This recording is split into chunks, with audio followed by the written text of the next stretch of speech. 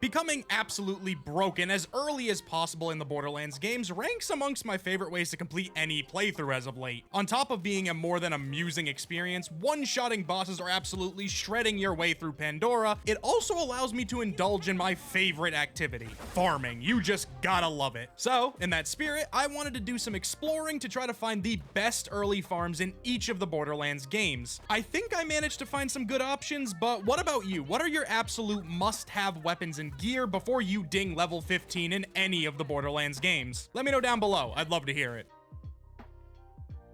Early farming in the original Borderlands is a bit of a conundrum, mainly due to how the physical weapon loot and scaling works here, so hunting down a specific weapon isn't really that much of an option, but there are a few things we can do to jumpstart a playthrough. Most notably, and one I myself am just finding out about through making this video, thank you Jolts dude, is the T-Bone Junction SDU farm. Seriously, this would have been great to know about before running through the game on multiple Vault Hunters. Anyway, I will link his video in the description as I did not come up with this, so please go watch that if you want more info on this farm, but essentially the bones are this. Once you have completed the very first mission in Firestone, you will have access to the fast travel system. Take this over to T-Bone Junction, an area scaled to level 35, and pick up the first few quests of the area. There are limited dangers here, so completing them will not be that much of a problem. If you do happen to spawn some high-level enemies, you can pretty easily outrun them, as I believe they are entirely melee-based. Just whatever you do, don't stop, because you are 100% going to be going back to the spawn point. Doing all the intro quests for T-Bone Junction up to the quest about clearing the roadblock should in turn net you 3 levels to your Vault Hunter, as well as giving you access to a group of chests and containers containing gear scaled to level 35. If you want the locations of all these chests outside of what's going on screen, and an in-depth guide on how to complete the farm efficiently, please go watch Jolts Dude's video that is linked below. Again, this is from him and it is not mine, but I felt it was too prevalent to be left off a list about all the best early game farming methods in the series. Essentially, you are aiming to collect as much level 34 and 35 gear as you can, sell all of that gear to the ammo vendor, and save, quit, repeat until you can purchase all of the legendary SDU upgrades. By my count, it takes about a half hour to farm up enough money to purchase all of these, and in turn, it will be giving you a massive advantage to the playthrough before the game really even starts. Over-leveled and loaded with bullets before level 10, I'd call it a win. Another notable farm for the early game in Borderlands 1 is Moxxi's Underdome. No, we are not competing in the round-based DLC. Instead, we are here for the gun and shield vendor that are steps away from the fast travel station. You can get here just as early as before, simply complete the first mission and you'll have access to the Underdome DLC, and it comes with the advantage that this DLC scales along with your level. So it is a fantastic place to find on-level shields and guns no matter what point you are at in the game. Honestly, on a few of my playthroughs, I find myself traveling back here whenever I felt like I hadn't found a decent upgrade in a while. It's a great place to find some early game powerful gear, and even some for a few levels ahead. A quick note on this one, and I guess Borderlands 1 farming in general. Depending on the edition you are playing, BL1 can suffer from a data leak from save quitting over and over. Essentially, this will drop your frames rather severely after an extended time, so you may need to full quit the game every 10 to 15 runs or so. Unfortunate, but depending on your medium of play, whether it be PC or console, your mileage may vary on how often you have to full quit. The king of the franchise when it comes to broken early builds and options, we have Borderlands 2. There are 3 specific items you can get before level 15 that will quite literally carry you nearly all the way through the first playthrough. And in 2 of these items' case, if you refarm them at True Vault Hunter mode, they will most likely carry you through that run as well.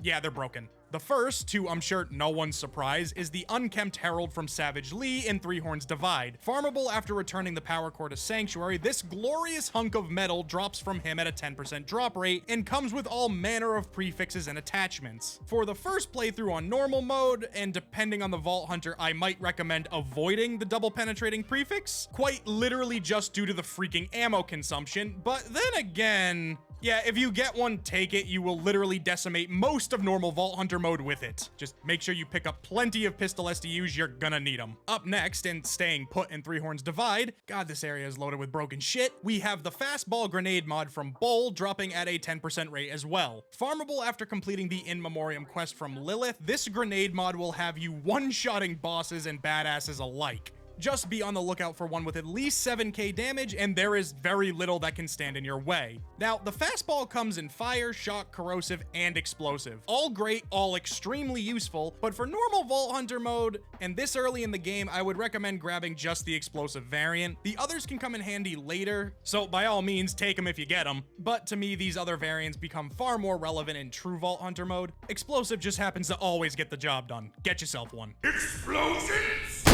Now, the final one for early game of Borderlands 2, I'm mainly adding this one in here because it's just kind of fun, would be the Infinity Pistol from Doc Mercy, another 10%er drop rate. Obtainable as early as level 8 after completing the medical mystery quest from Dr. Zed in Sanctuary. This gun makes my list because, well, simply having to never worry about ammo or reloading in the early game is just kinda nice. This particular pick will most likely have the shortest lifespan depending on your Vault Hunter, but it should still be mowing down enemies even till about the 3/4 mark. Plus, it's a rather easy farm using the geyser method in Three Horns. It's literally steps away from the spawn point, and after a few attempts, you'll get it down pretty quickly. So yeah, I'm sure this list could go on for the next hour if I really wanted to. There are a ton of early broken weapons here, but realistically, these three will carry you far further than they have any right to at this low of a level.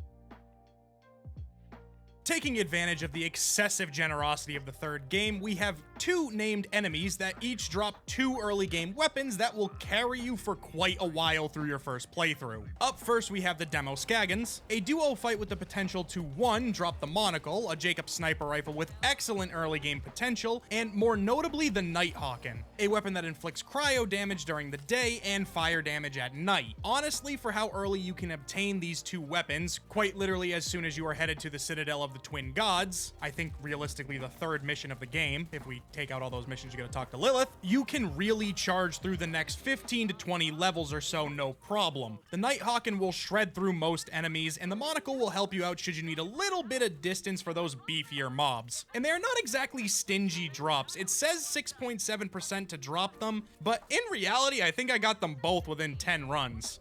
Maybe BL3 is too generous with the loot. Anyway, soon after grabbing these two, you'll land yourself on Promethea and have access to our next NPC who will also drop 2 more weapons for you. Of course, I am talking about One Punch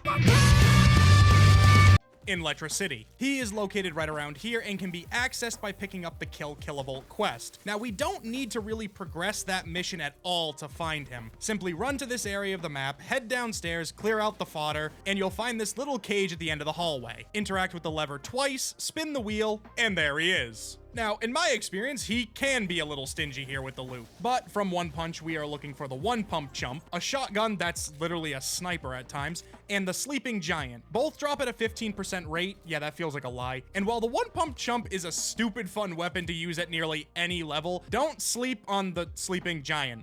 Pun intended? Maybe? I don't know. Was it funny?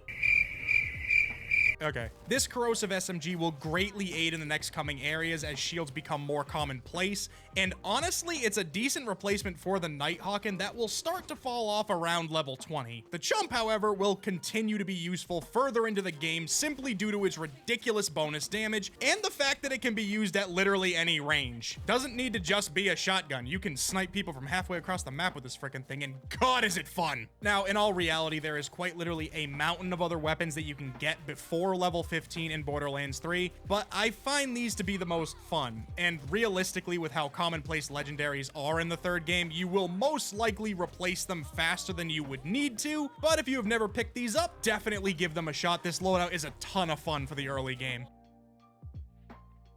So, yeah, damn, I really couldn't find anything all that great as an early game farm for the pre-sequel. With limited dedicated drops, it makes this kind of hard to give a good recommendation outside of, I don't know, farm the weapon vendors whenever you get to a new area. But with that being said, and notably less fun than getting some broken gear early on, I suppose Red Belly is a decent option. You can get to him around level 10, and he drops the Striker shotgun at a 10% rate, as well as the blue rarity Black Snake. Not the strongest weapon ever, but still has its merits. I mean, it looks cool. The only thing with this farm is the run is kind of a pain in the ass. The jump skips are easy after a few tries, but yeah, it's still quite a boss run. I don't know, the pre-sequel kind of keeps you fed the majority of the playthrough, and in my experience, a decent longbow Tesla and these Vault Hunter's action skills will carry you further than most things.